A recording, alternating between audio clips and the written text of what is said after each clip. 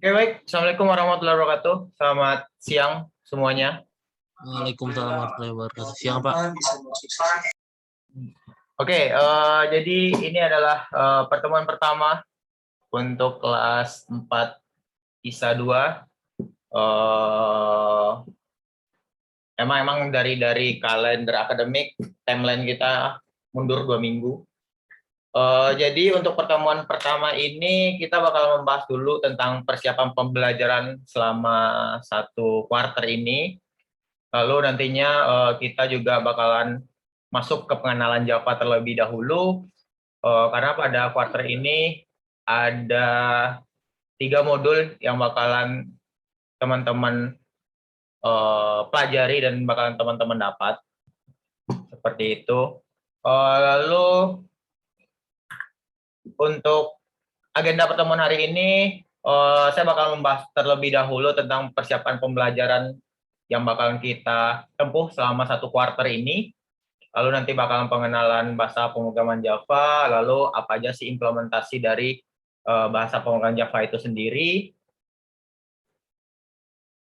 Nah, kita masuk dulu untuk persiapan pembelajaran selama 1 kuarter ini di semester 4 ISA. Jadi ada 3 modul untuk kuarter pertama ini. Ada programming in Java, yang dimana kita menggunakan aplikasi NetBeans, seperti yang saya infokan di grup juga. Teman-teman bakalan menggunakan NetBeans sebagai compiler untuk menjalankan pemrograman Java-nya, ataupun untuk awal-awal pertemuan atau awal materi, teman-teman sebenarnya bisa menggunakan compiler online juga. Tapi kalau di akhir nanti tidak bisa menggunakan compiler online. Kenapa? Karena untuk materi akhir atau bab akhir itu kita bakalan membahas tentang GUI, yang dimana GUI itu nantinya bakalan terkoneksi ke database. Jadi emang harus menggunakan NetBeans untuk menjalankan atau memogram aplikasinya seperti itu. Lalu di modul kedua ada mobile application on Android platform. Jadi di sini nantinya teman-teman bakalan install aplikasi Android Studio. Kita bakalan memprogram aplikasi mobile menggunakan bahasa programan Kotlin. Nanti teman-teman bakal mengimplementasikan bagaimana cara mengembangkan aplikasi mobile Android dengan Kotlin, lalu nanti bakalan koneksi ke database, bisa menggunakan database secara lokal, ataupun bisa secara online menggunakan Firebase. Lalu ada information system security. Ini nantinya bakal membahas tentang bagaimana teman-teman bakalan mengamankan server yang bakalan teman-teman buat, lalu apa aja sih security yang bakalan teman-teman gunakan untuk mengimplementasikan sistem IoT ke depannya, seperti itu.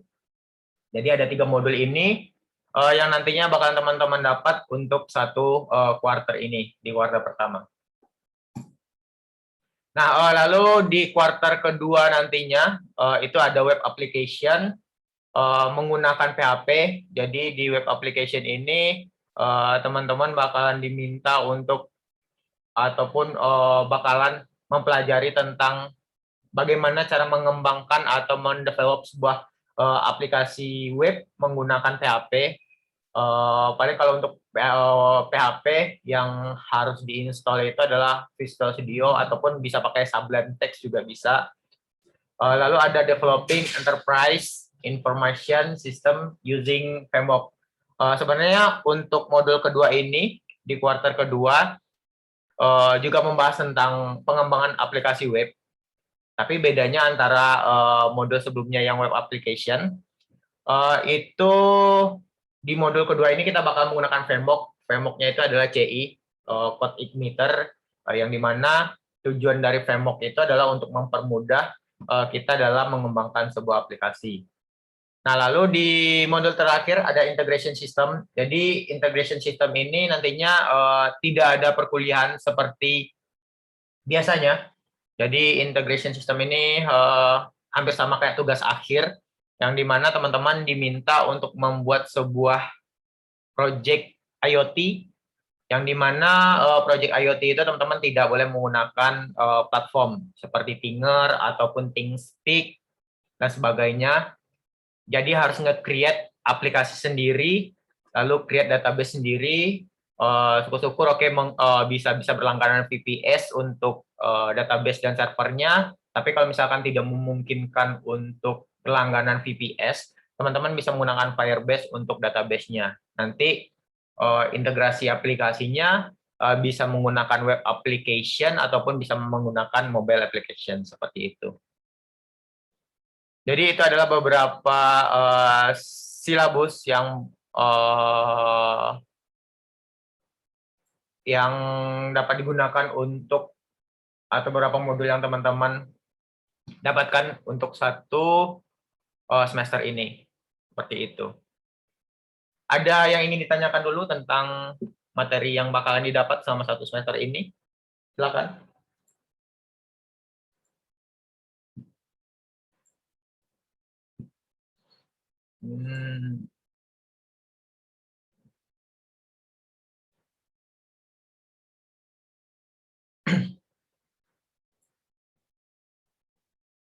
Tidak ada. Oke, kalau tidak ada, kita lanjut.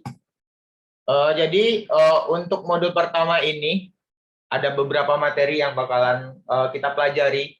Pertama itu ada Object Oriented Programming, yang dimana di kuartal 2 juga teman-teman sudah dapat juga OOP ini, tapi menggunakan C atau C++.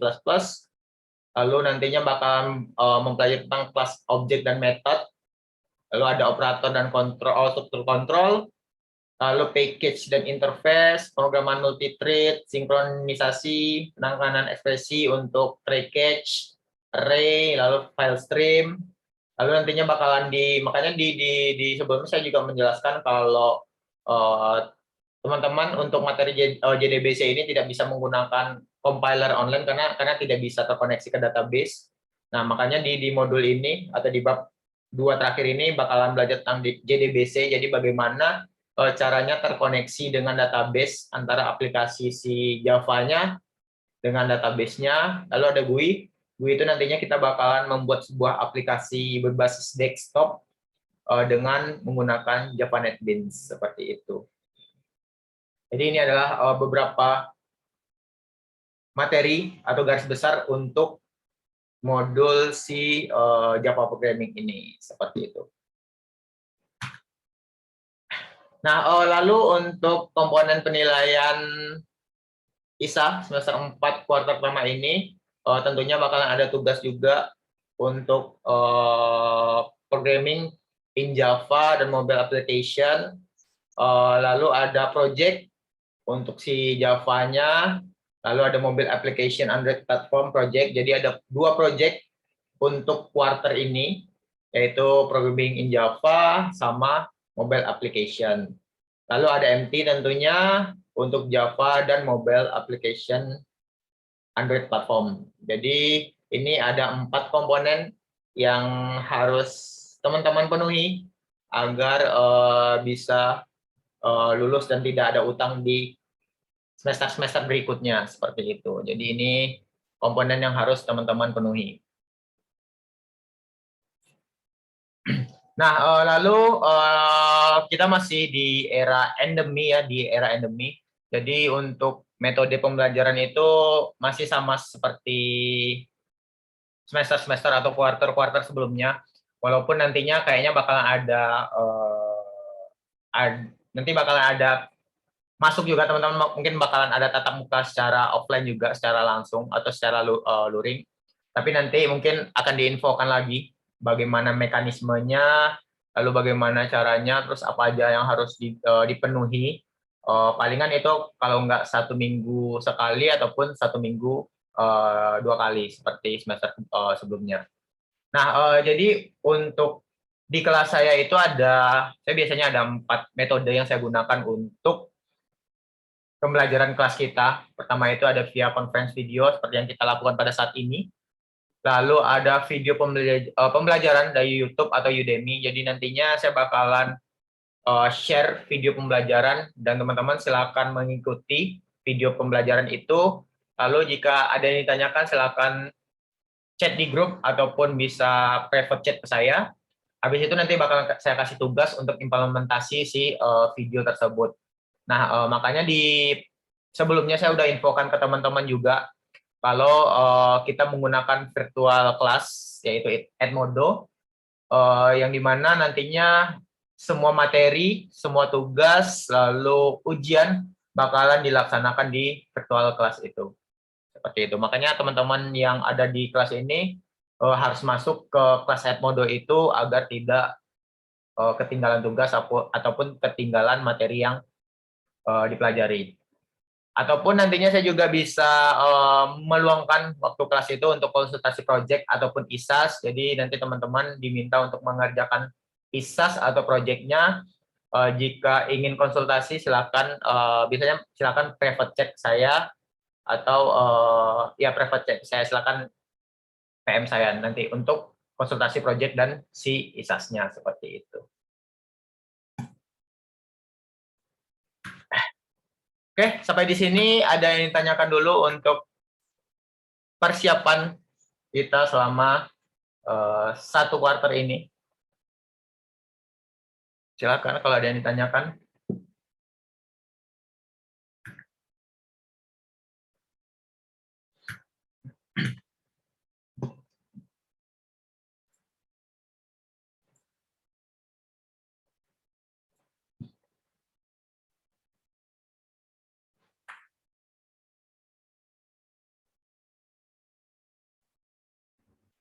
Pak, Ya, silakan.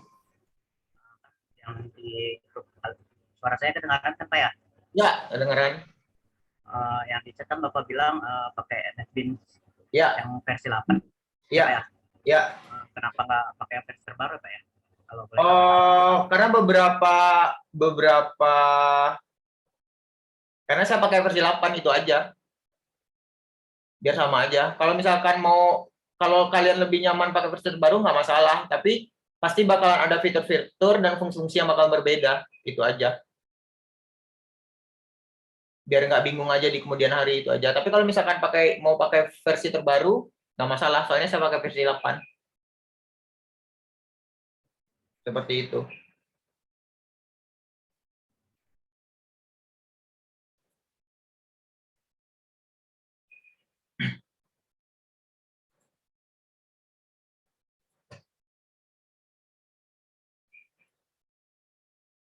Mana ada lagi pertanyaan? Silakan.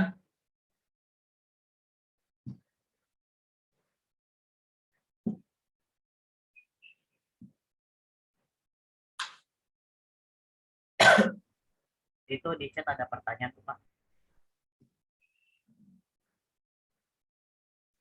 Coba.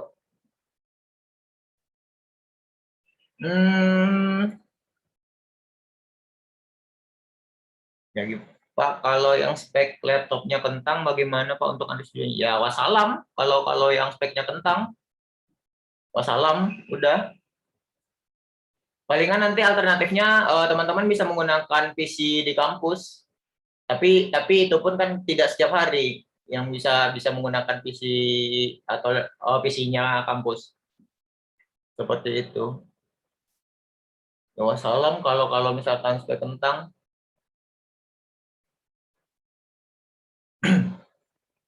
Seperti itu.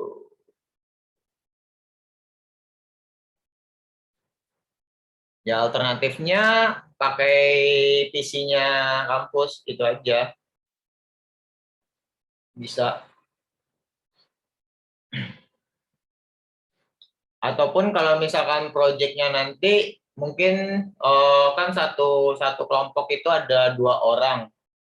Ya berarti harus cari teman yang dimana satu kelompok itu minimal 1 lah yang spek laptopnya mumpuni untuk menjalankan Android Studio. Ataupun misalkan kalau beberapa laptop kan beberapa laptop yang membuat si Android Studio berat itu kan gara-gara menjalankan simulator dari Android-nya. Sebenarnya simulator dari Android-nya juga buat berat tuh si Android Studio. Nah, alternatifnya teman-teman bisa compile menggunakan smartphone langsung. Jadi pakai ADB adapter. si smartphone-nya. Seperti itu.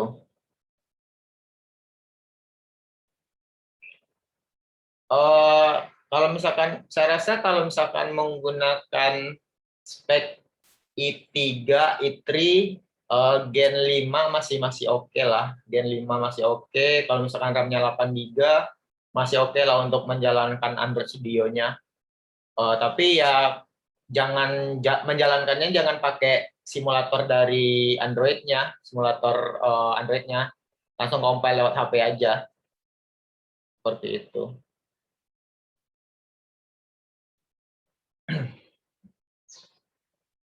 Pak, Ya, silakan. kalau untuk ISASnya gimana ya Pak? Kan jadwal terdekat kita. Oke.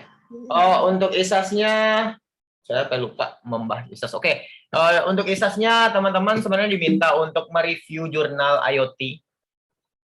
Jadi, teman-teman silakan cari saja jurnal IoT, misalkan di JTI.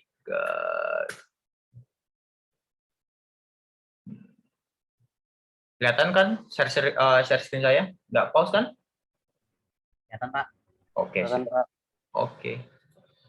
Oh, mana ya.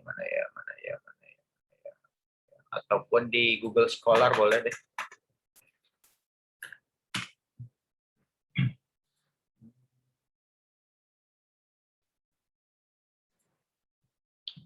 Oh, IoT. Hmm. Hmm. Hmm. Nah, oke. Kita ambil aja salah satu contoh jurnal. Di sini ada, bisa nggak sih?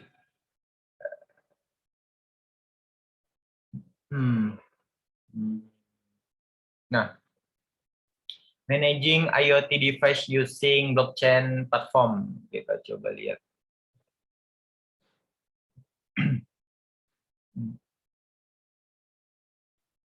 Nah, jadi untuk ISAS-nya ini, teman-teman diminta untuk mereview sebuah jurnal IoT. Jadi contohnya ini saya ambil salah satu jurnalnya, yaitu Managing IoT Device Using Blockchain Platform. Nah, jadi di jurnal ini si penulisnya itu membuat untuk memanage perangkat IoT menggunakan platform blockchain. Nah, jadi untuk ISAS-nya itu teman-teman silakan jelaskan di pendahuluannya teman-teman ngapain aja. Jadi tujuannya ya itu nge-review si jurnal IoT ini, terus ngapain aja dia di jurnal ini, lalu apa aja landasan teori yang digunakannya untuk bab 2. Di sini kayak Ethereum, dia menggunakan Ethereum untuk landasan teorinya, lalu ada Ethereum modelnya. Jadi ini juga nantinya teman-teman masukin ke bab 2 untuk ISAS-nya. Nah, lalu ada managing IoT device using Ethereum. Ini bab 3-nya. Tadi ngapain aja, apa aja metode yang digunakan untuk si penulis ini untuk managing si IoT device-nya. Ini metodenya semua. Lalu ini simulasi atau hasil yang digunakan.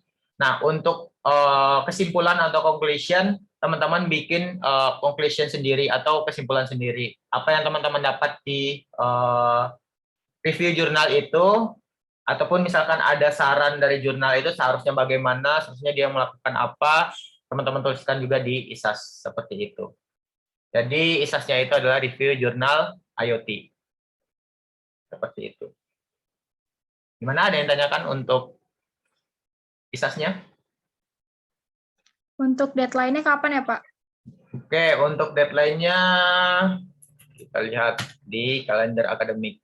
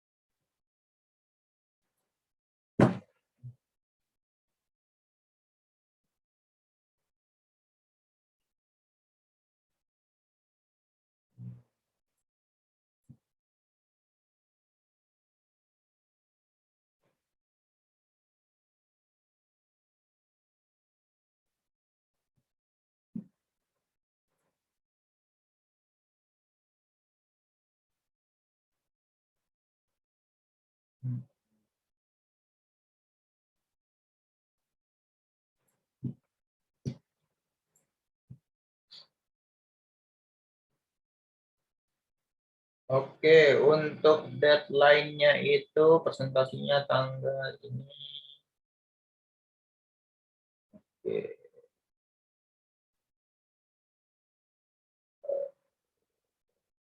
Tanggal 11.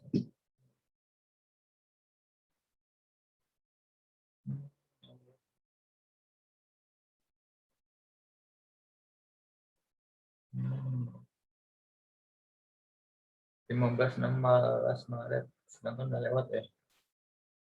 Oke, nanti saya infokan di grup deh untuk deadline-nya kapan. Soalnya di sini kan di kalender akademik itu presentasi ISAS dan pengumpulan laporan ISAS itu kan tanggal 15 sampai 16 Maret. Sedangkan udah lewat kan.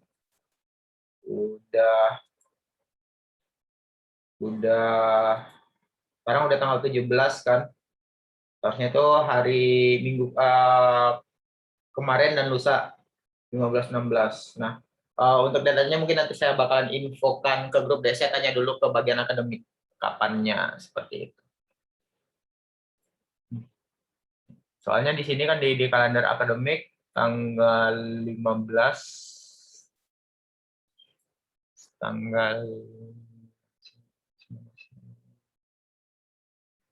di kalender akademik itu tanggal 15 sama 16 Maret. Seperti itu. Nanti saya infokan deh di grup.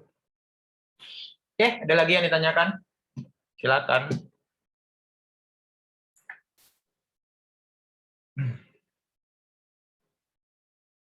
Mungkin sebelum sambil menunggu info selanjutnya dari saya, mungkin teman-teman boleh ya cari-cari judul dulu, cari jurnal dulu untuk ISAS-nya.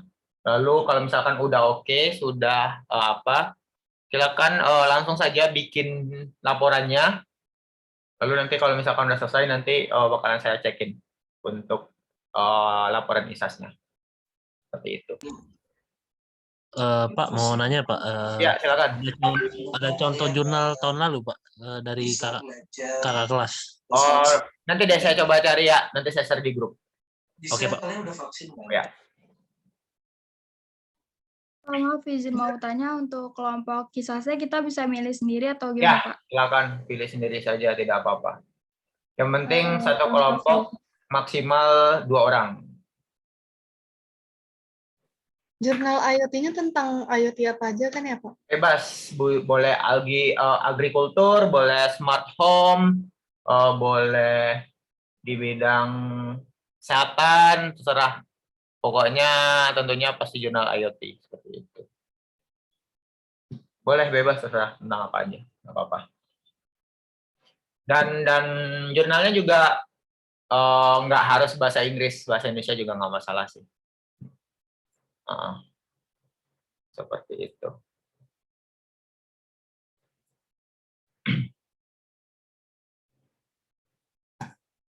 Oke, kalau tidak ada yang ditanyakan, mungkin kita bakal lanjut ke materi lagi.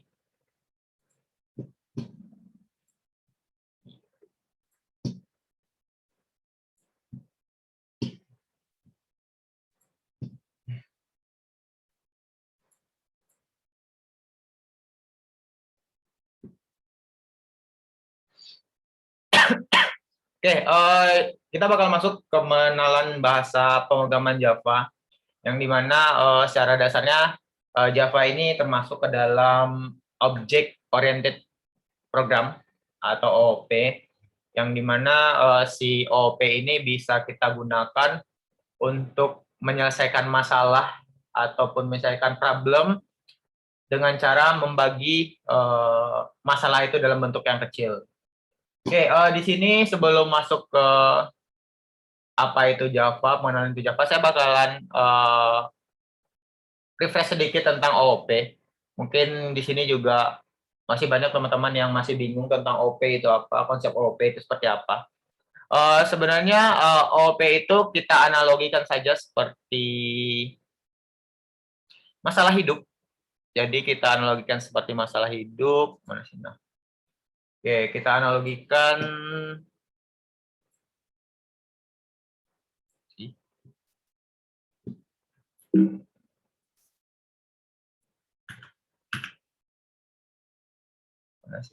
Nah, ini.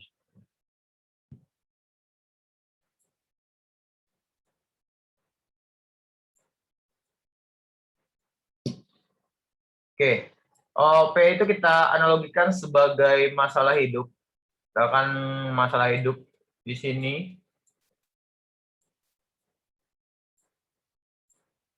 hidup. Yang dimana masalah hidup itu kan tidak hanya ada satu, ada banyak sekali masalahnya. Misalkan contohnya ada masalah percintaan, lalu ada masalah keuangan,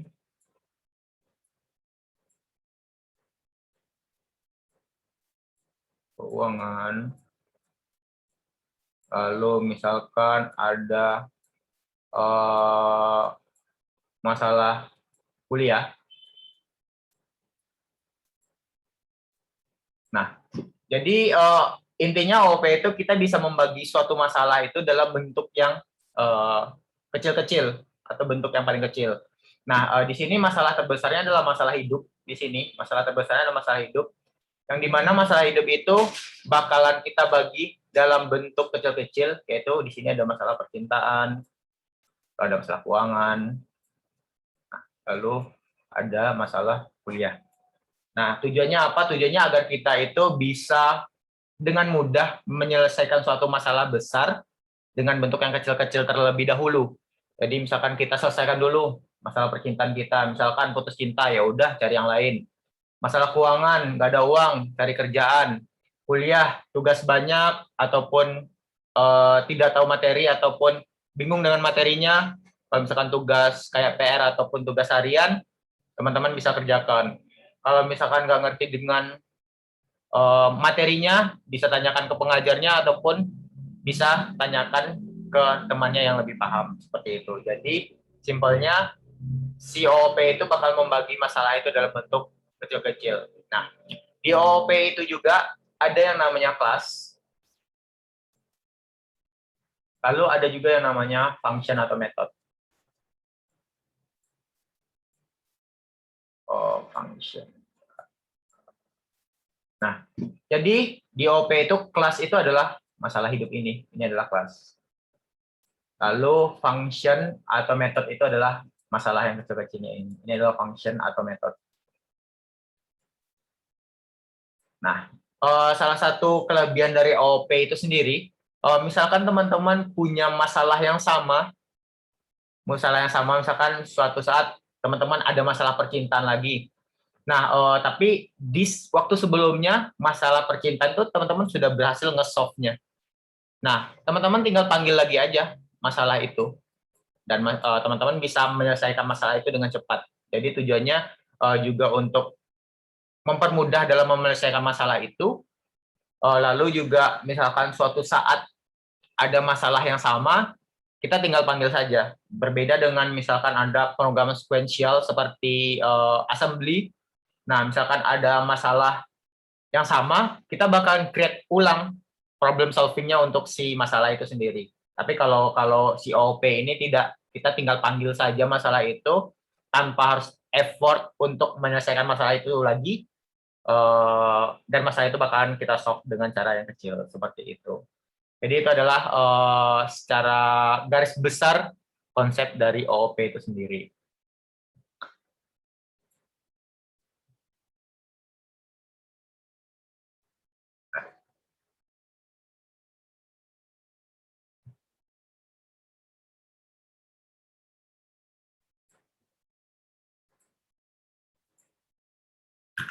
Nah, di sini sekarang kita bakal masuk apa itu bahasa programan Java. Walaupun di satu sisi banyak sekali bahasa programan berbasis OOP di sana, seperti C++ OOP, C# OOP, Python juga bisa digunakan untuk OOP. Lalu Kotlin juga OOP dan sebagainya. Sangat banyak sekali bahasa programan yang OOP, walaupun sekarang trennya emang OOP, bahasa programan yang paling fleksibel dan paling banyak digunakan.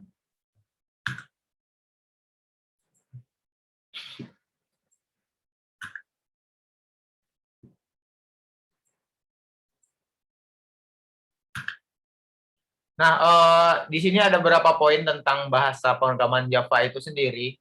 Pertama itu Java merupakan bahasa pemrograman yang powerful. Hal ini mengingatkan sifatnya yang multiplatform dan dikenal memiliki library yang lengkap.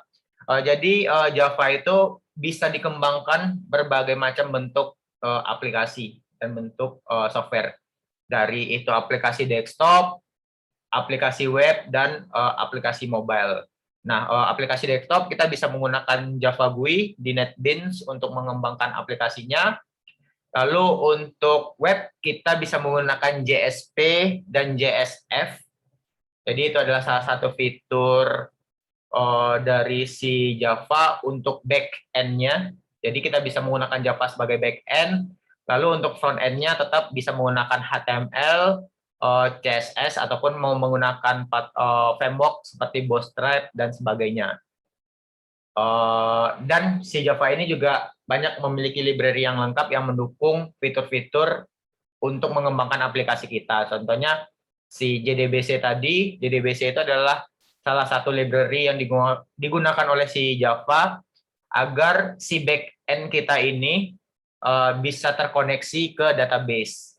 Yang dimana nantinya database-nya itu bakal menyimpan data yang di-input si user menggunakan si GUI-nya atau si tampilan usernya, seperti itu. Lalu Java merupakan salah satu bahasa pemrograman yang berorientasi objek dan dikembangkan oleh Oracle. Seperti yang saya jelaskan tadi, si Java ini termasuk ke dalam OOP, yang dimana tentunya kita lebih dipermudah untuk mengembangkan sebuah aplikasi.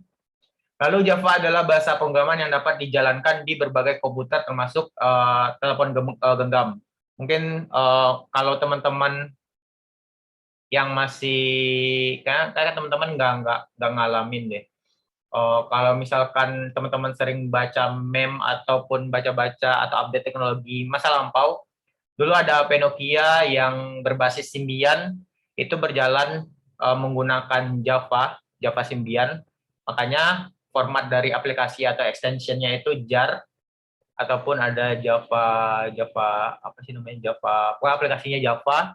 Jadi itu berjalan menggunakan pemrograman Java, dan sekarang juga beberapa Android bisa kita kembangkan, aplikasi Android bisa kita kembangkan menggunakan bahasa pemrograman Java. Salah satu yang mensupport pengembangan aplikasi Android Java itu adalah Android Studio, seperti itu. Nah, di sini ada beberapa kelebihan dan kekurangan dari si Java itu, yaitu seperti yang saya jelaskan tadi, dia multiplatform, dapat dikembangkan dalam berbagai bentuk aplikasi. Lalu OOP, dia berorientasi objek. Lalu ada library yang lengkap. Lalu kekurangan dari Java itu adalah mudah didekompilasi. Jadi mudah dekompilasi itu adalah misalkan teman-teman udah punya aplikasi, teman-teman bisa merubah lagi si Java itu dalam bentuk codingan lagi. Nah, biasanya orang-orang bakalan melihat, nge-trace, oh ini database-nya bakalan terkoneksi kemana. Nah, orang-orang bisa sniffing database-nya, bisa ngambil database-nya itu, lalu database-nya itu bisa dimanipulasi. Nah, itu salah satu kekurangan dari si Java itu. Lalu penggunaan memori yang banyak, emang Java juga menggunakan memori storage, RAM juga yang banyak untuk menjalankan si aplikasinya itu. Lalu bahasa pemrograman yang kompleks, Java ini termasuk bahasa pemrograman yang kompleks dan ya termasuk yang aturannya juga lumayan ribet. Nggak boleh ini, nggak boleh ini, nggak boleh ini, deklarasinya harus seperti ini, harus seperti ini. Jadi kita harus mematuhi berbagai bentuk dari aturan yang telah ditetapkan oleh si pengembang Java ini, seperti itu. Walaupun satu sisi ya teman-teman nggak harus menghafal sintaks itu sendiri, ya tinggal googling aja. Saya juga tidak banyak hafal sintaks. Misalkan teman-teman pengen melakukan ini, ya udah silakan googling aja. Yang penting teman-teman dapat logiknya, tahu mau ngapain, lalu tahu problem solve-nya seperti apa. Ya udah, untuk sintaks kita cari di Google, itu saja. Lalu apa aja sih kebutuhan untuk aplikasinya? Seperti yang saya jelaskan di sebelum-sebelumnya, kita menggunakan NetBeans untuk compilernya. Lalu ada JDK, Java Development Kit. Kalau misalkan teman-teman menggunakan NetBeans baru, silakan, tidak masalah. Kalau saya menggunakan NetBeans 8, lalu JDK-nya juga 8. Lalu apa aja sih implementasi yang bisa kita gunakan untuk si Java itu? Seperti yang saya jelaskan tadi juga, ada desktop application, ada web application, dan mobile application, seperti itu.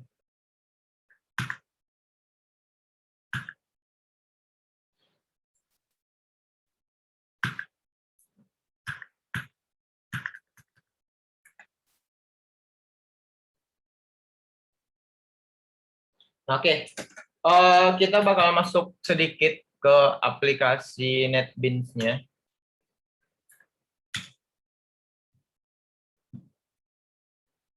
Oke, sampai di sini tanyakan dulu mungkin tentang konsep dasarnya si Java itu. Silakan yang mau bertanya.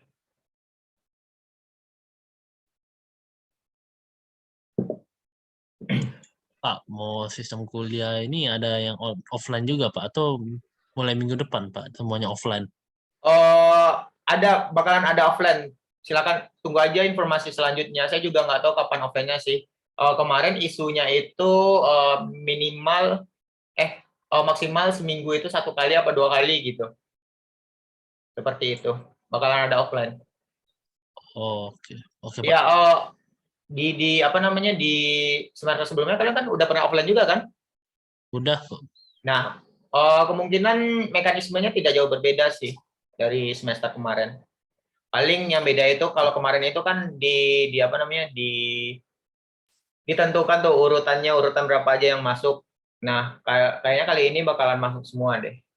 Karena bakalan lumayan ribet sih, bagi-baginya, satu di Zoom, satu di offline, kayak lumayan ribet. Seperti itu. Oke, Pak. Terima kasih. Oh, sama-sama. Silakan, ada lagi yang ditanyakan.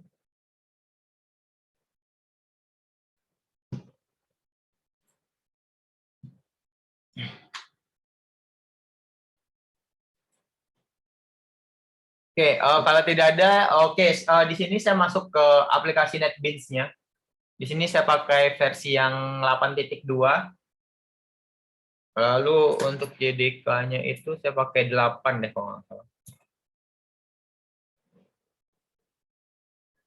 Ya, saya pakai JDK 8.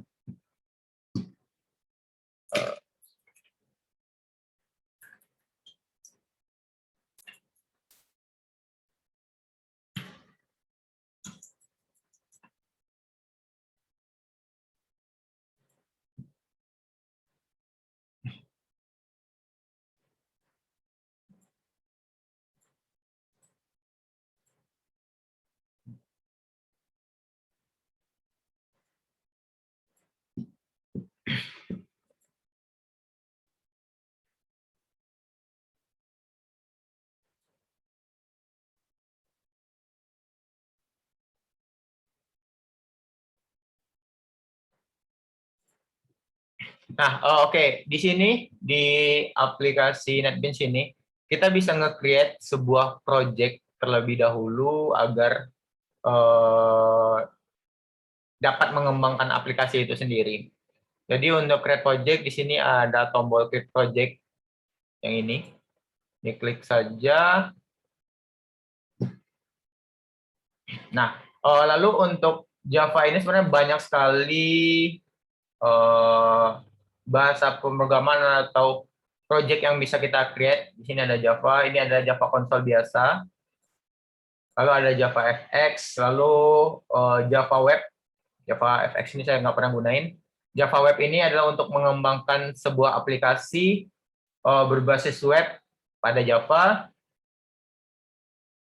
Lalu ada PHP juga, kita bisa menjalankan PHP juga di NetBeans ini. Tapi kalau untuk PHP saya lebih nyaranin pakai Visual Studio Code. Kenapa? Karena lebih ringan. Ada C sama C++ juga bisa kita run di NetBeans ini.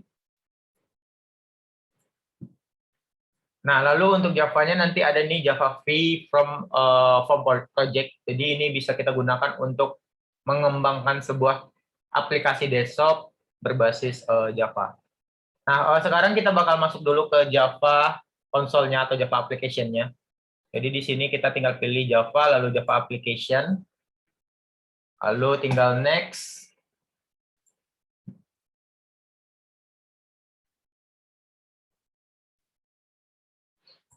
Ataupun kalau misalkan di materi awal-awal teman-teman pengen nyoba, bisa menggunakan Java Online Compiler di sini.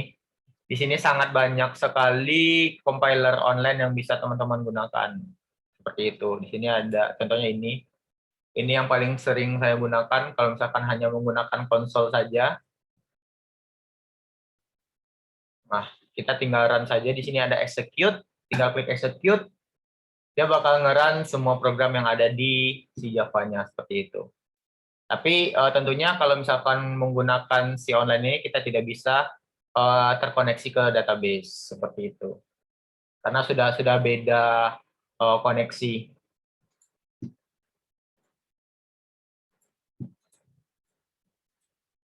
Nah, lalu setelah kita pilih project apa yang bakalan kita create atau kita buat, sini kita diminta untuk membuat nama dari project itu sendiri. Misalkan di sini saya bikin Java console. Oke. Lalu finish.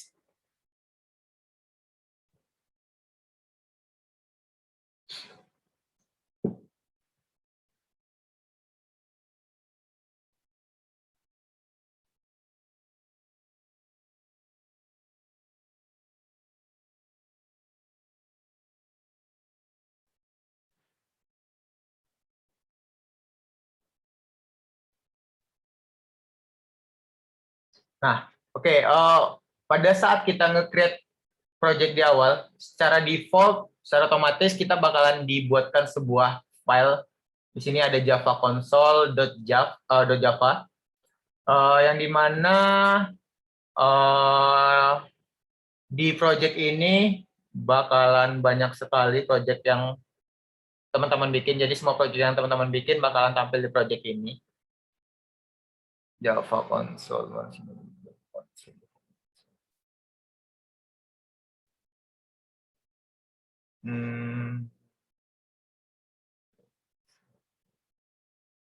Nah, ini yang project yang baru kita bikin.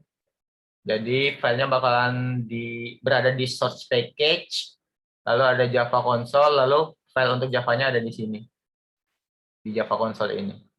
Lalu misalkan teman-teman mau install libraries untuk Java-nya, nantinya bisa diinstal di sini. Bisa klik kanan, add project, add library, atau add project jar folder.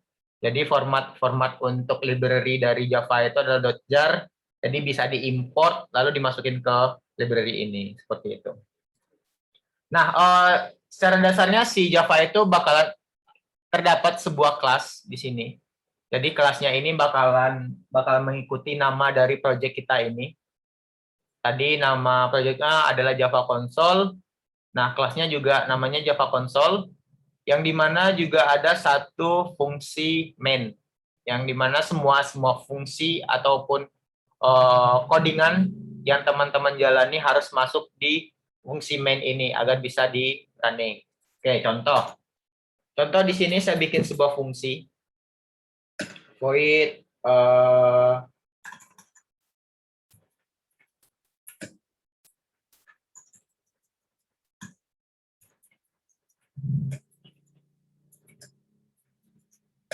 misalkan masalah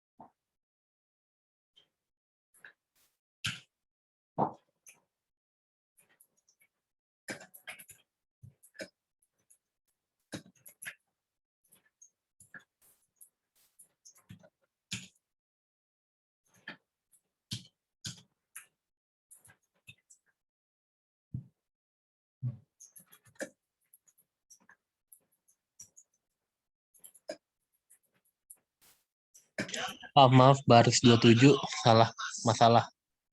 Oh. Hanya kurang. Oke. Baris 27. Oke. Sebenarnya untuk penamaan fungsi nggak masalah sih, teman-teman bebas. Ini sebenarnya kalau misalkan kurang satu juga nggak bakalan error. Bebas sih, karena penamaan fungsi itu bisa bebas. Nah, nggak masalah sih. Misalkan teman-teman bikin masalah kayak gini, yang penting nantinya manggil fungsinya itu dengan nama yang sama, seperti itu. Nggak masalah. Tapi kalau misalkan kayak public static void ini emang harus sama. Misalkan kalau lupa C-nya jadi public, dia bakalan error. Kalau misalkan untuk penamaan function ataupun penamaan kelas, itu tidak masalah. Teman-teman bisa menggunakannya sesuai dengan kebutuhan. Seperti itu. Nah, oke, di sini saya ada 4 function yang seperti saya contohkan tadi. Misalkan kita punya satu masalah hidup, MH, masalah hidup. Lalu masalah hidup itu kita bagi-bagi dalam bentuk masalah kecil-kecil,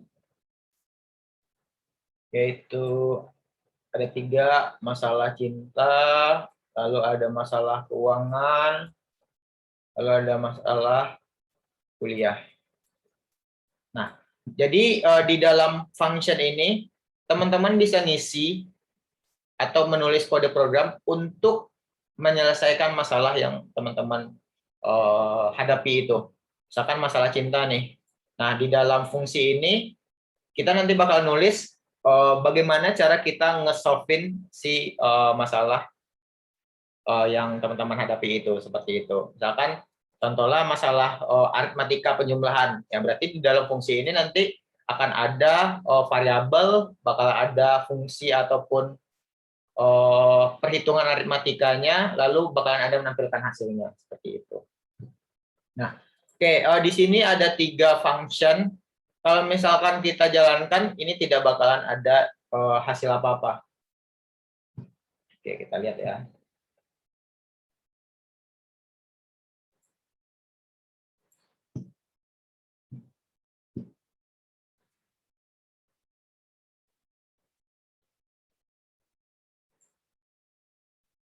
Oke, di sini cuma tertulis run build sukses total time 2 seconds. Nah, di sini tidak menampilkan kata-kata ini adalah masalah cinta, ini adalah masalah keuangan, ini adalah masalah kuliah. Ini bukan keuangan. Ini kuliah. Nah, tidak menampilkan kata-kata ini. Sedangkan di sini ada syntax system.out.println yang dimana fungsinya untuk menampilkan nilai ataupun menampilkan kata-kata string. Nah, kenapa? Karena kita belum memanggilnya di fungsi main ini. Jadi semua function yang ada di sini harus kita panggil di fungsi main-nya. Jadi kita panggil dulu masalah cinta, lalu ada masalah keuangan, lalu masalah kuliah. Oke, kita coba run.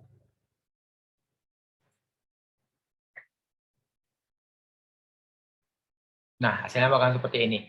Dia bakal menampilkan ini adalah masalah cinta, ini adalah masalah keuangan, nah ini adalah masalah kuliah. Jadi dia bakal menampilkan semua nilai ataupun semua hasil output dari si function itu. Ataupun kita bisa bikin studi case yang terdekat lagi, misalkan masalah untuk aritmatika. Misalkan kita mau melakukan persamaan ataupun penjumlahan aritmatika. Nah, di sini kita bisa bikin misalkan untuk penjumlahan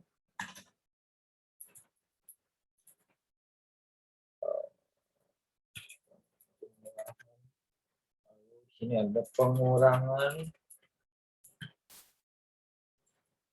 pembagian. Kita bikin satu lagi.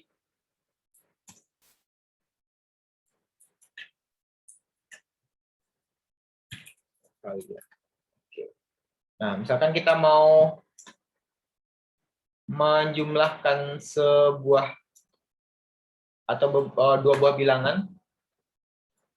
Bahkan di sini saya pengen si user itu ada input dari dia sendiri, misalkan A sama B. Jadi kita bakalan menjumlahkan nilai si A dan nilai si B, seperti itu. Berarti kita tinggal membuat sebuah variabel lagi untuk hasil sama dengan A plus B. Lalu untuk pengurangan, saya juga bikin variabel untuk input si usernya.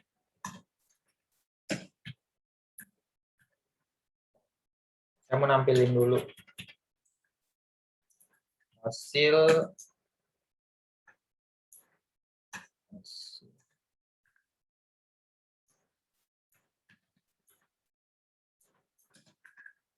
A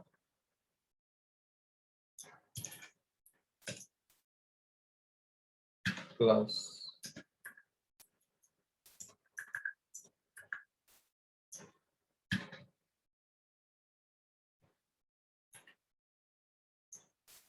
B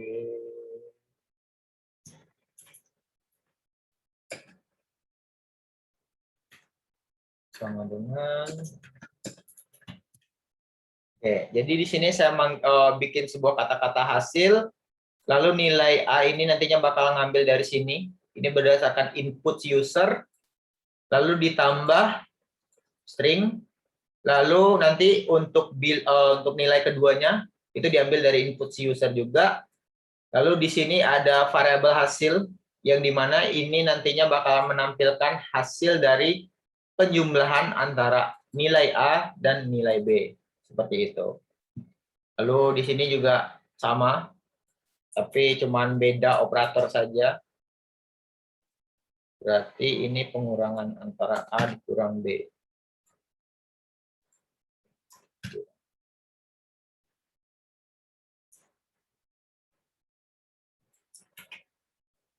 Lalu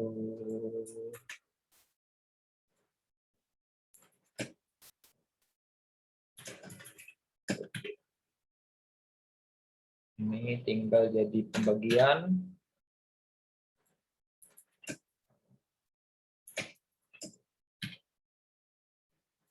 Ini tinggal perkalian.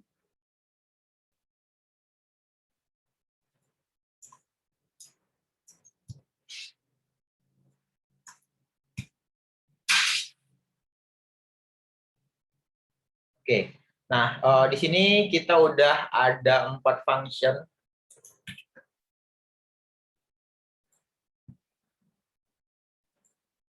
Oke, di sini kita udah ada 4 function.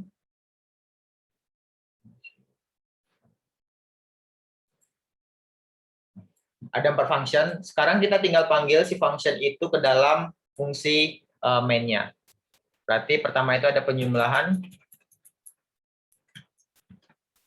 Nah, seperti ini dia bakalan error. Kenapa? Karena di sini kita diminta untuk memasukkan nilai A dan nilai B.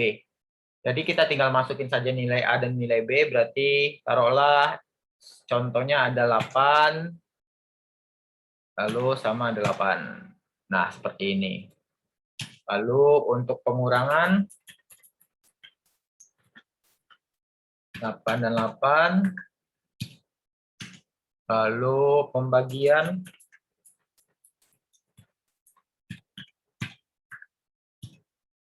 lalu ada perkalian.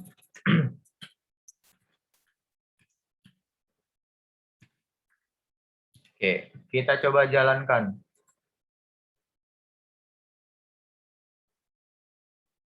Nah, oke. Hasilnya bakalan seperti ini. Itu adalah salah satu implementasi dan contoh dari si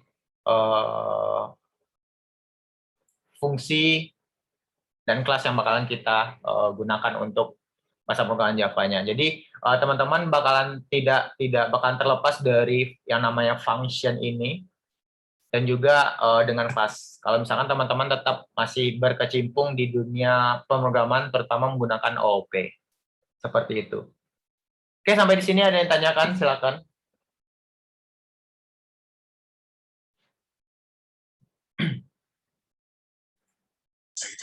Pak, mau nanya Pak, yang kalau yang tadi Pak ya. Nah ini kalau misalkan ada bercabang ini gimana Pak ini? Kalau misalkan ada yang lain gitu biasanya? Oh, percabangannya dalam bentuk apa? Bentuk if else atau gimana? Ya seperti itu biasanya Pak. Oh, kalau if else ya tinggal masukin if else juga bisa di dalamnya. Misalkan kita contohin, saya tambahin if else di dalamnya. If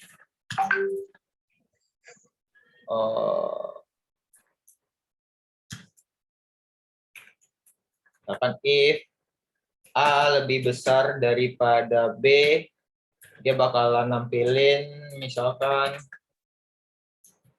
nilai A lebih besar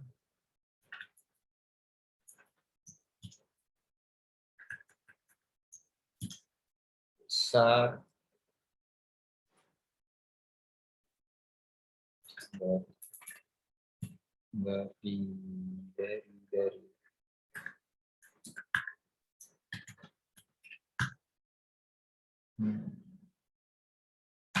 nah, misalkan itu. Lalu misalkan else-nya juga sama. Berarti tinggal lebih kecil.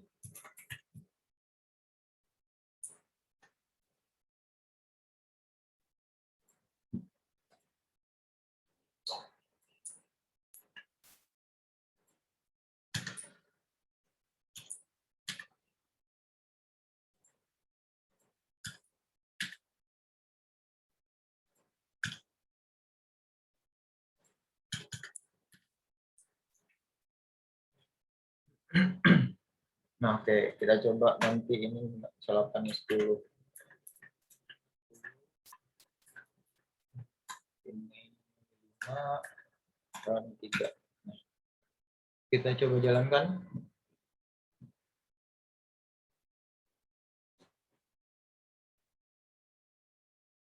Nah, oke, hasilnya bakal seperti ini. Jadi kita tetap bisa membuat logik percabangan di dalam fungsi ini. Jadi apapun teman-teman bisa tulis di dalam fungsi ini. Tujuannya apa? Kan tujuannya dari fungsi ini agar membagi-bagi kode program kita jika suatu saat nanti dibutuhkan lagi atau pengen dipanggil lagi, itu bisa. Contohnya, sini kan udah ada penjumlahan. Nah, kita coba panggil lagi penjumlahan juga. Bisa di sini. Penjumlahan. Tapi dengan nilai yang berbeda. Ini 10 sama 8, misalkan ini 11 sama 9. Nah, jadi bakalan ada 2 kali operasi penjumlahan di sini.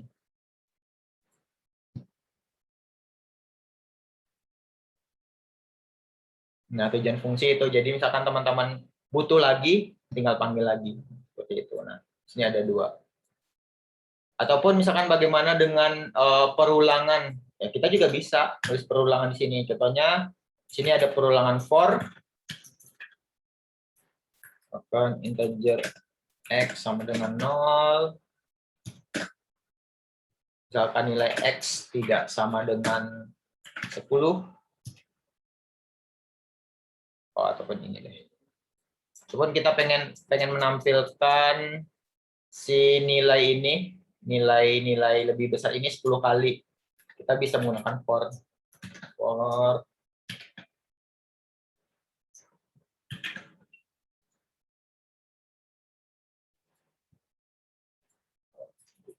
x sama dengan 0, x tidak sama dengan 10, plus.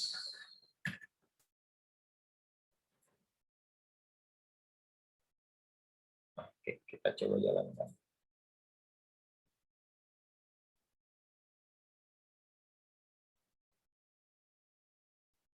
Nah, sini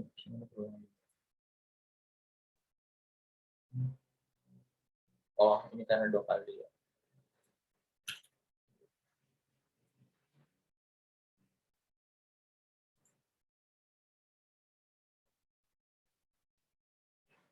Nah, dia bakalan mengulang nilai 10 lebih nilai 10 lebih kecil, salah.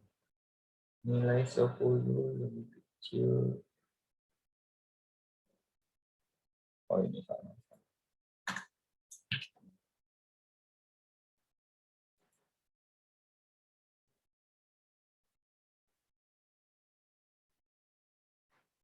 Nah, dia bakal mengulang 10 kali di sini. Di sini 10 kali, 1, 2, 3, 4, 5, 6, 7, 8, 9, 10. Nah, ada 10 kali perulangan untuk menampilkan si kata-kata ini, salah satu dari kata-kata ini, sesuai dengan kondisi yang dipenuhi oleh nilai variabelnya. Nah, misalkan nilai variabelnya di sini 9, kalau di sini 11, otomatis outputnya itu bakal menampilkan nilai 9 bahkan lebih kecil dari 11. Kita coba lihat. Nah, seperti ini. Jadi teman-teman bisa menulis apa aja, kode program apa aja di dalam si fungsi ini, seperti itu. Oke, ada yang tanyakan lagi mungkin? Silakan. Kalau jarak setiap fungsinya itu ngaruh nggak, Pak? Oh enggak, kalau jarak nggak masalah sih. Kayak spasi ini kan, enter ini kan? Iya. Enggak ngaruh. Kalau enter nggak ngaruh. Tapi kalau misalkan antara kata ini, spasi ini ngaruh sih. Nah, kali ini ngaruh. Kalau misalkan kalau enter nggak ngaruh, nggak bakal ngaruh. Kalau itu kan misalnya yang di void pengurangan, terus kan bawahnya integer hasil. Nah, itu kan integernya lebih maju. Kalau integernya sama kayak public static void-nya, Oh, nggak masalah. Nggak masalah. Kalau misalkan di Python baru itu bermasalah, tapi kalau misalkan di Java itu tidak masalah. Misalkan mau seperti ini juga nggak masalah. Nah, kenapa kalau di Python sama di Java itu berbeda? Kalau di Python kan kita tidak pakai kurung kurawal ini. Tidak ada kurung kurawal. Jadi si Python itu tidak tahu mana awalan dan akhiran dari si kode program itu. Tetapi kalau misalkan si Java ini, si kode program itu tahu mana awal dan mana akhir. Berarti kalau misalkan kurung buka ini adalah awal dari programnya. Dia bakalan mendeteksi itu adalah awal dari programnya. Sedangkan kurung kurawal tutup ini itu bakalan mendeteksi kalau ini adalah akhir dari programnya. Nah, ini nggak masalah sebenarnya.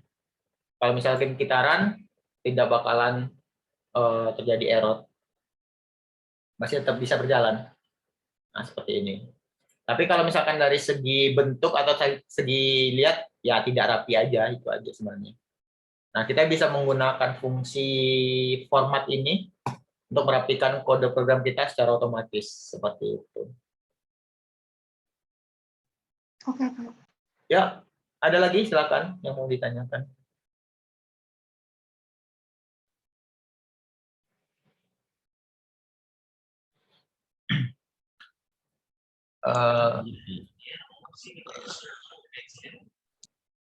Java kontrol.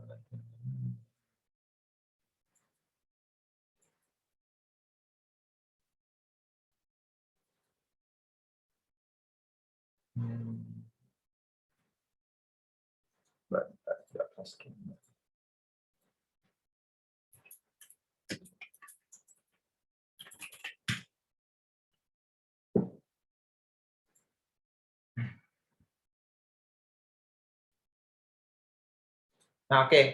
Di sini di Java ini, di konsol ini kita juga bisa memasukkan nilai berdasar dari input dari usernya. Bedanya apa? Kalau ini kan kita nulis di codingannya, nilai 9, 11 di codingannya. Nah, di Java ini kita juga bisa input nilainya berdasarkan input si user dari hasil running kode program kita. Seperti itu. Misalkan kalau teman-teman dulu di di semester 2 OP C++, itu kan ada fungsi juga yang dimana kita bisa menjalankan programnya, lalu sambil menginput nilai dari programnya. Nah, di Java juga support untuk itu. Nah, kita tinggal nambahin library aja. Ini adalah salah satu library Java yang bisa kita gunakan.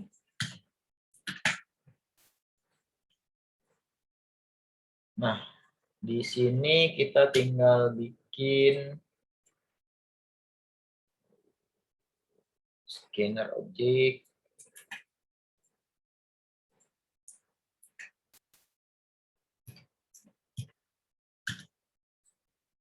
Lalu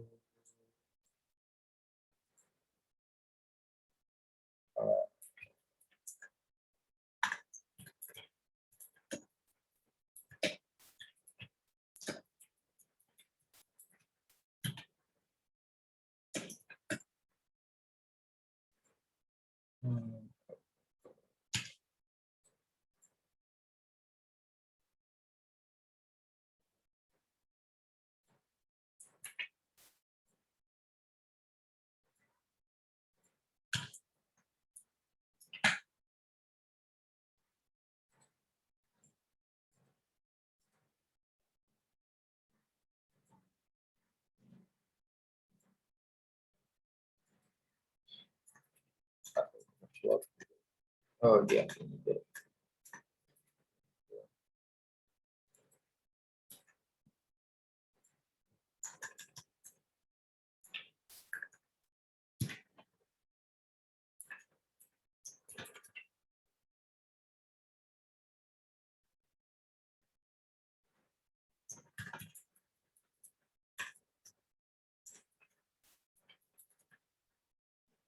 Jumlahkan.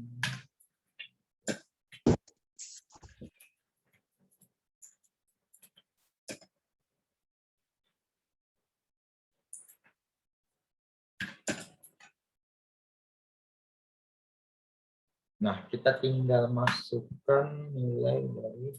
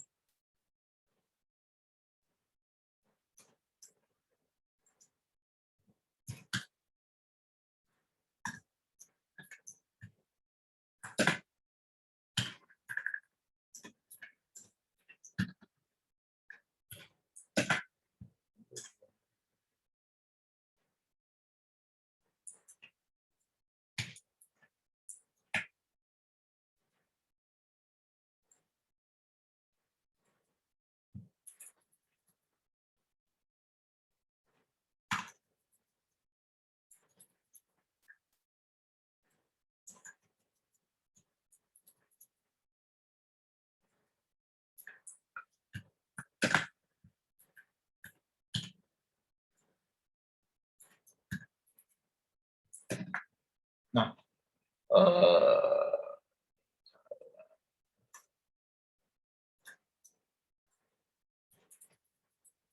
oke. Jadi di sini nilai A dan nilai B untuk penjumlahan ini bakalan dimasukkan ke dalam variabel nilai A penjumlahan dan nilai penjumlahan itu berdasarkan dari input si usernya.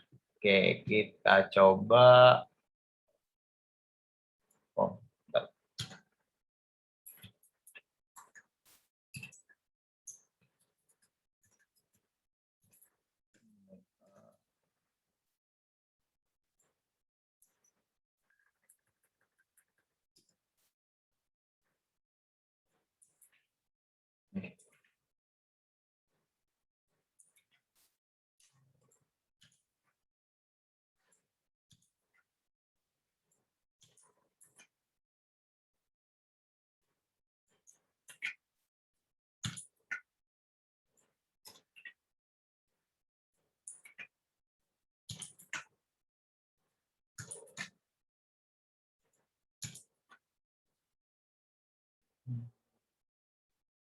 Oke. Nah, oke, kita coba jalankan.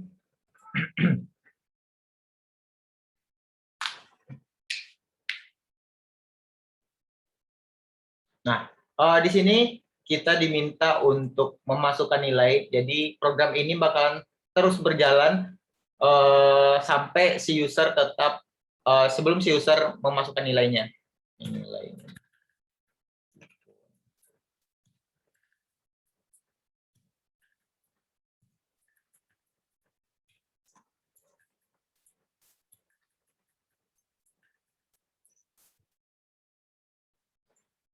Nah, si program ini bakal terus berjalan sampai menunggu si user itu menginput nilai yang diminta oleh si programnya. Oke. Contohnya di sini kita masukkan nilai misalkan 3 lalu sama 5. Nah, dia bakal menjumlahkan hasil dari 3 tambah 5. Ini nilai. Ini printlen. Printlen harus.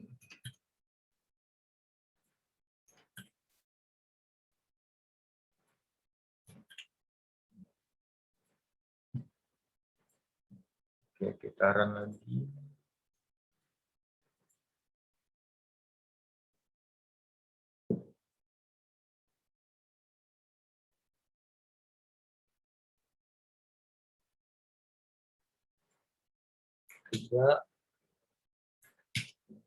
Nah, dia bakalan menampilkan hasil dari 3 tambah 5 berdasarkan input si usernya. Lalu di sini kita juga diminta untuk memasukkan nilai untuk pengurangan, misalkan 6 dikurang 3. Lalu untuk pembagian kan 6 dibagi 2. Lalu di sini kita diminta untuk memasukkan nilai untuk perkalian 4 kali 4. Nah, seperti itu. Ini berdasarkan input dari si usernya. Jadi di sini kita menggunakan library si scanner. Jadi library itu untuk nge-scan input dari si usernya pada saat si program itu berjalan. Nah, kalau tadi itu kan emang input si user juga, tetapi nilai yang kita masukkan itu, kita input itu, kita tulis di codingan. Otomatis itu tidak memudahkan si user. Kenapa? Nah, si user tidak bakalan berurusan dengan codingan karena si user itu tidak bakalan mau tahu tentang codingannya. Yang si user pengen tahu bagaimana cara menggunakannya, lalu tampilannya seperti apa agar memudahkan dia seperti itu. Oke, ada yang tanyakan sampai di sini? Silakan kalau ada yang mau ditanyakan. Bedanya printlen sama print itu apa ya, Pak? Oke, kalau printlen ini dia bakalan jadi enter. Jadi hasilnya bakalan enter di sini. Jadi misalkan ini print ini dia bakal nge-enter ini. Tapi kalau printlen itu dia kalau print doang itu dia bakalan di sampingnya. Dia nggak nge-enter di sini. Jadi misalkan kalau kita ada sebuah kalimat, misalkan so ini adalah kalimat 1.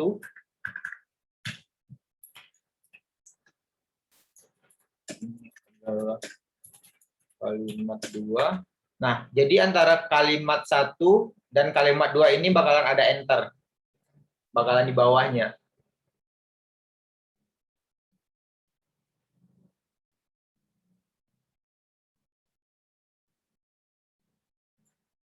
Oh, ntar.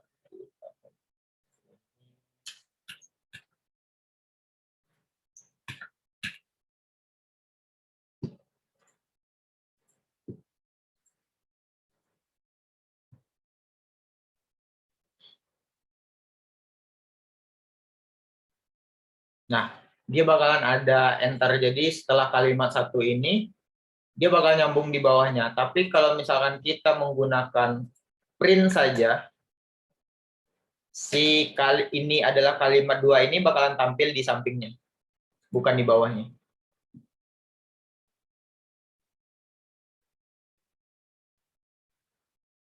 Nah, dia bakalan jadi satu baris seperti ini. Itu aja sih bedanya. Seperti itu. Oke, Pak. Silakan, ada yang mau tanyakan lagi?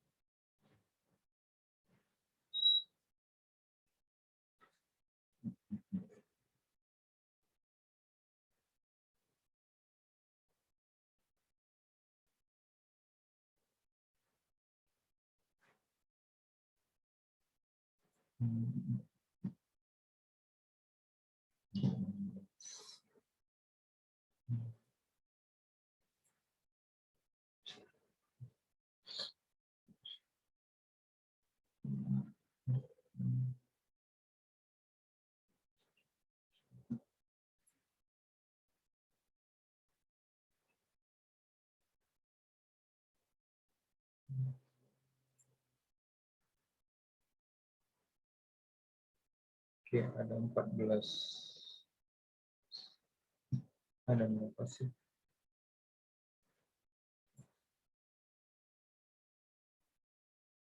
Ada 19.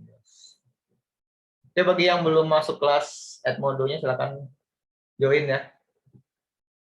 Soalnya nanti ini kan kelas hari ini saya record nih. Nanti mungkin videonya nanti bakalan saya share di Edmodo ini.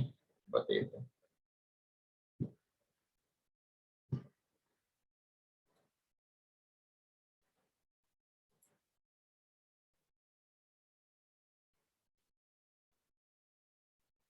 Oke, memungkinkan tidak jika membuat function main sendiri. Oh enggak, kalau di Java itu dia udah ditetapkan untuk fungsi mainnya. Jadi kita tidak bisa nge-create fungsi main sendiri. Seperti itu. Jadi kalau misalkan kita menggunakan konsol seperti ini, aplikasi konsol, tapi beda kalau misalkan bermain di GUI, itu tidak ada fungsi mainnya. Tapi kalau misalkan konsol, secara default si Java itu bakal nge-create secara otomatis fungsi mainnya. Nah, misalkan kalau tidak ada fungsi mainnya biasanya error sih. Oh enggak error juga, tapi aplikasinya itu tidak berjalan, tidak bakalan keluar apa-apa sih sebenarnya.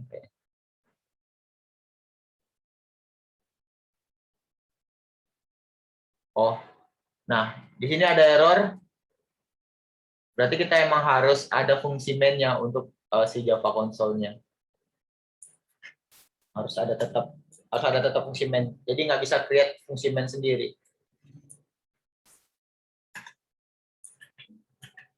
Seperti itu.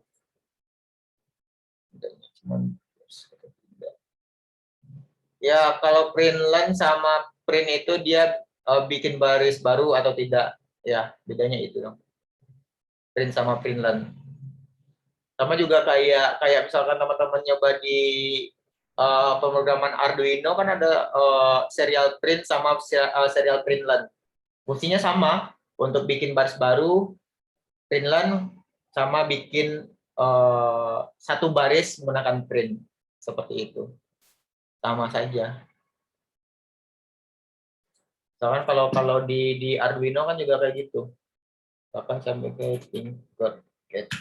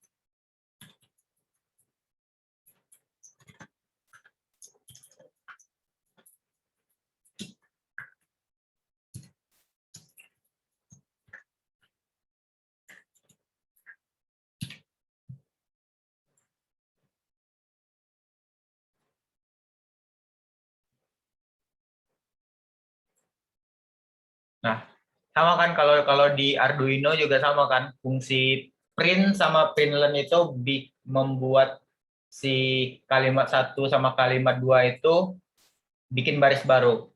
Tapi kalau misalkan print saja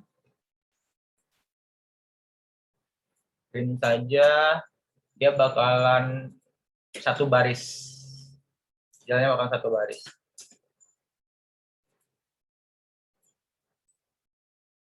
Nah, seperti ini. Berarti dia bakal nampilin ke samping. Memanjang ke samping. Seperti itu.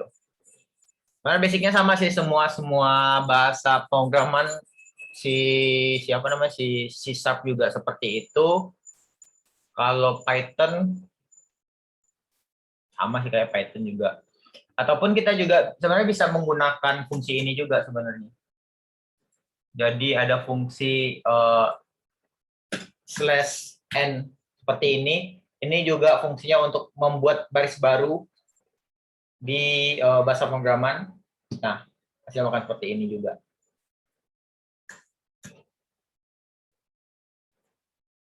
Nah, di Java juga sebenarnya seperti itu juga.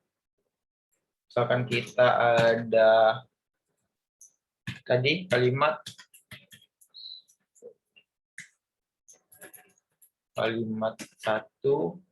ini pakai print, misalkan pakai print. Tapi kita tambahkan di belakangnya itu garis miring N. Lalu di sini kalimat 2. Nah, hasilnya bakal sama dengan system out println kalimat 1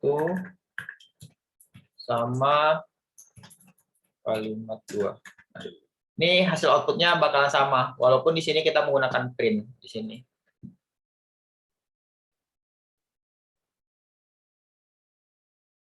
Nah, sama. Tapi kalau misalkan kita hilangkan si garis miring N-nya, dia bakalan berbeda. Si kalimat yang pertama ini bakalan ke samping, kalau ini bakalan ke bawah.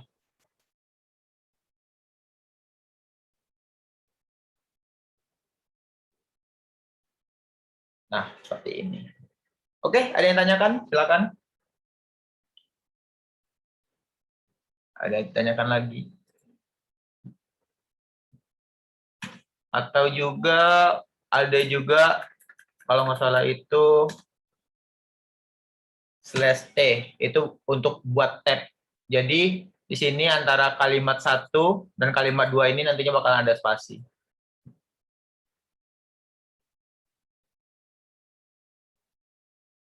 Nah, bakal ada spasi di sini. Seperti itu.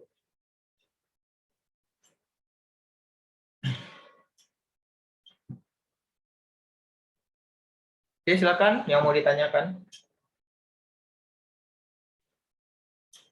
Bisa silakan.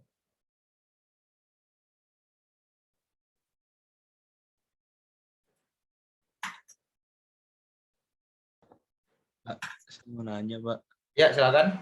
Misalkan kita bikin kelas baru, Pak, selain Java Console gitu. Kita Ya. bikin main barunya, si fungsi mainnya bikin lagi gitu. Oke, kita bikin kelas baru di sini. Public, misalkan kelas, misalkan Java, misalkan. Nah, kita tidak harus bikin fungsi baru sih, main baru sih. Kita bisa manggil nilai yang ada di si fungsi ini. Misalkan di sini saya bikin fungsi juga. Void fungsi.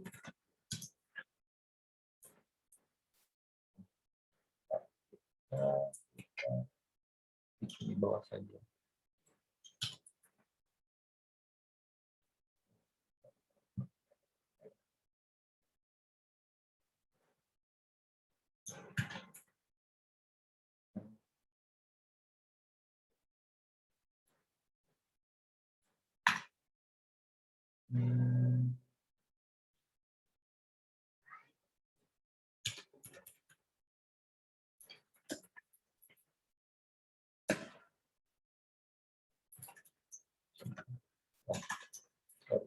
Nah,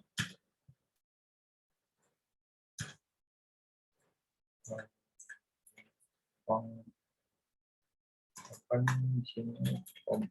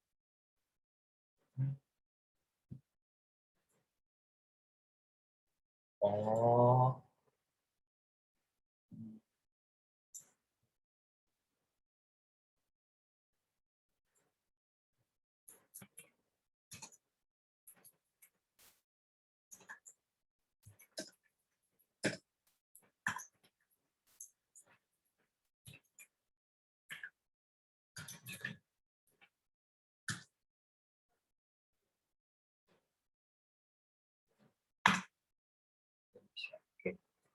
Kita bikin kelas baru saja dengan file berbeda. Masih. Java Console.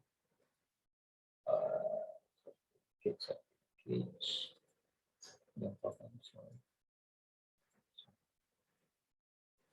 New Java class. Nah, kalau misalkan kita bikin Java class juga di Java ini, dia nantinya bakalan create sebuah kelas. Misalkan di sini saya bikin namanya Java Console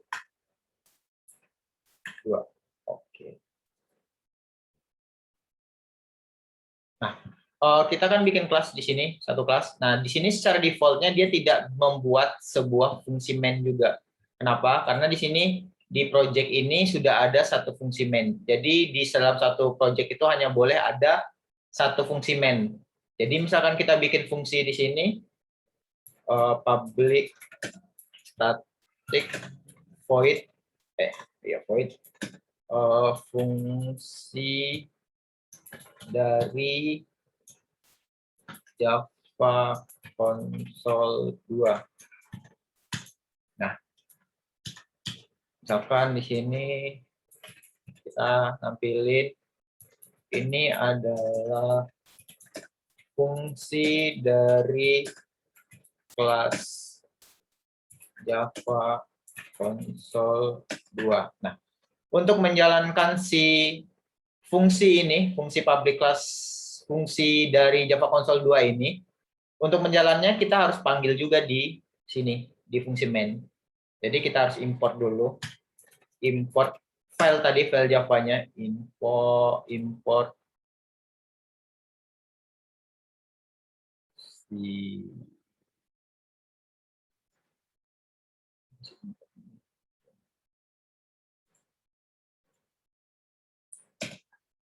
import, dia ada di Java.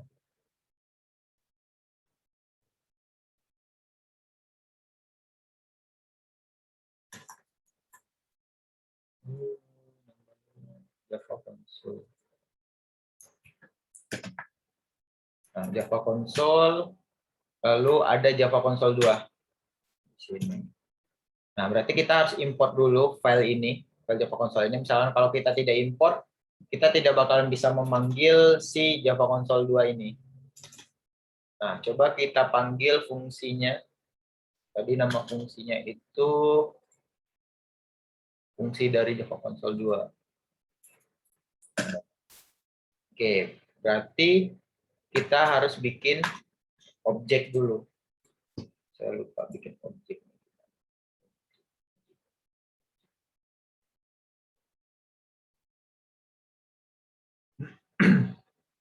Adjustment.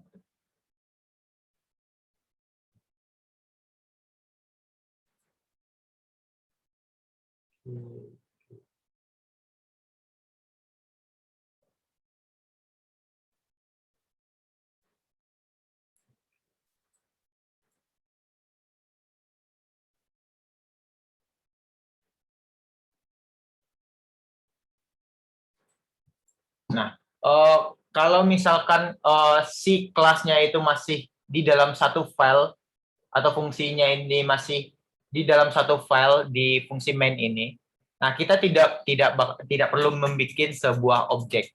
Tetapi kalau misalkan si kelas atau fungsinya itu berbeda dari file main ini, nah kita harus bikin objek terlebih dahulu.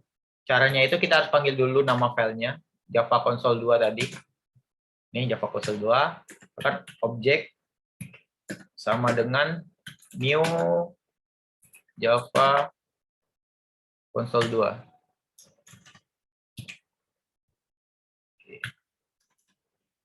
Nah, terus cara memanggilnya itu, coba kita panggil si fungsinya objek dot. Nah, di sini baru kebaca fungsi yang ada dari si kelas Java Console ini. Misalkan kalau kita bikin fungsi lagi, sini, misalkan fungsi dari Java Console 3. Nah, kalau kita bikin sebuah objek di sini, dia bakalan membaca juga fungsinya. Nah, tadi di sini ada dua fungsi yang di-create di kelas si Java Console 2. Nah, ini. Kita coba jalankan.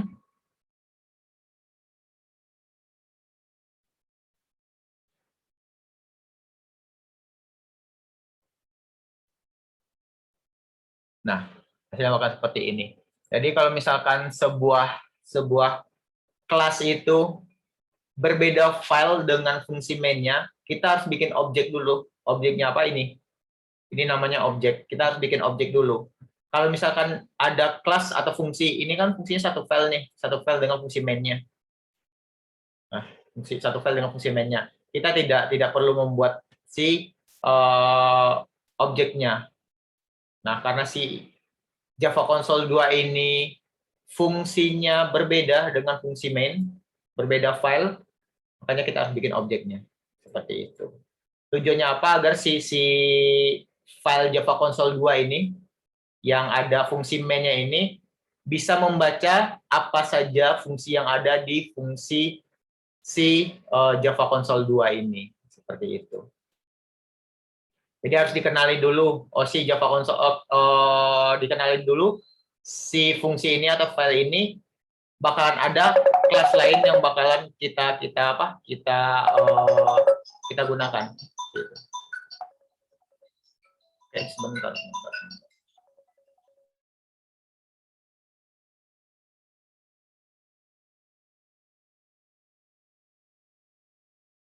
Oke, Oke, sampai di sini ada yang tanyakan?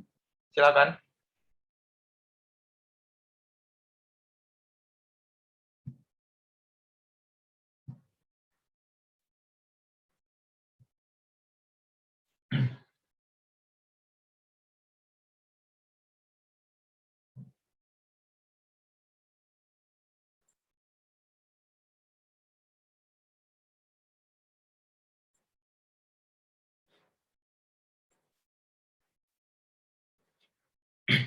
Nah, untuk si fungsi ini, si fungsi yang ada di kelas ini, sebenarnya fungsi ini juga ada hak aksesnya masing-masing sih. Ada public dan ada juga private. Nah, bedanya apa? Kalau public itu bisa diakses di mana saja. Misalkan nih di sini public, dia bisa diakses di file Java Console 2 ini. Dia bisa diakses di mana saja. Tapi kalau misalkan kita bikin private, dia hanya bisa diakses di dalam satu file saja. Seperti itu. Nah, misalkan di sini, di Java Console 2 ini, saya bikin private, seharusnya di sini kita tidak bisa memanggil Console 2. Dia error. Kenapa? Karena fungsi ini adalah private. Jadi dia hanya bisa dipanggil di satu filenya aja. Berarti kita cuma bisa panggil di sini. Fungsi Console 2. Nah, kita hanya bisa panggil di sini. Berarti di sini kita ganti jadi 3.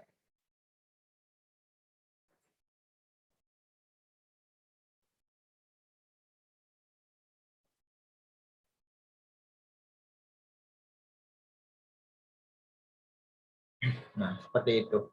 Jadi kalau private, dia hanya bisa dipanggil dalam satu file saja. Tapi kalau misalkan kita bikin public, dia bisa dipanggil di mana saja si fungsi itu. Nah, kita ganti jadi 2. Nah, tidak bakalan terjadi error. Kalau kita ganti jadi private, nah dia bakalan error. Private.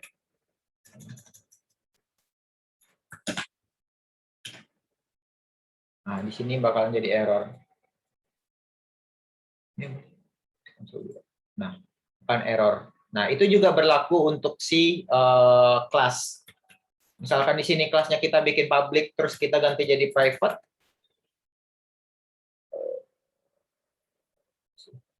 Nggak bisa private ya.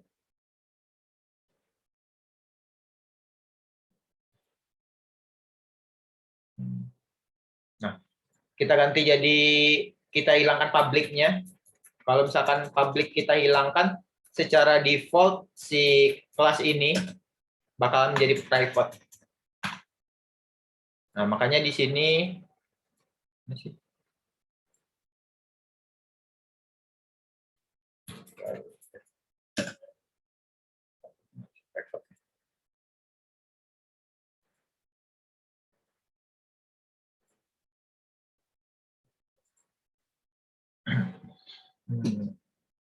public.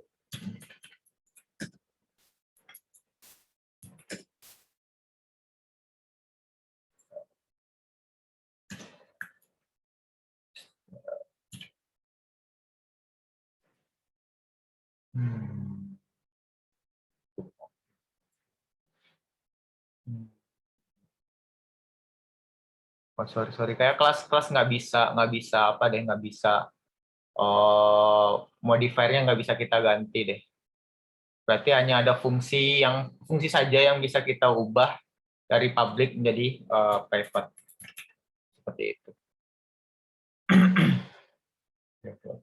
Oke, sampai di sini yang tanyakan lagi, silakan.